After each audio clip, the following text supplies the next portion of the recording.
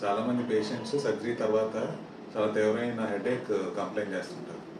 దీనికి కారణం ఏంటంటే వాళ్ళకి వెన్నుపూసకి మత్తు ఇవ్వడం వల్ల ఇది జరుగుతూ ఉంటుంది. వెన్నుపూసకి మత్తు ఇచ్చినప్పుడు ఒక సూది ద్వారా ఇవ్వాల్సి ఉంటుంది. ఆ సూది వెన్ను నరంలో ఉన్న లేయర్స్ని చొచ్చుకుని లోపలికి వెళ్ళాలి. ఆ లోపలికి వెళ్ళి మత్తు మంది ఇవ్వడం జరుగుతుంది. ఆ పంక్చర్ ద్వారా సిఎస్ఎఫ్ అనే ఫ్లూయిడ్ ఉంటుంది. ఈ సిఎస్ఎఫ్ అనేది లీక్ అవటం వల్ల ఈ spinal headaches, post spinal anaesthesia headaches అనేవి చాలా కామన్. ఇవి యూజువల్లీ 2 days to 1 week లోపు కన్సాలిడేట్ అయిపోతాయి. కొంతమందిలో 10 రోజులు 15 రోజులు ఇబ్బంది పెట్టే అవకాశం ఉంది.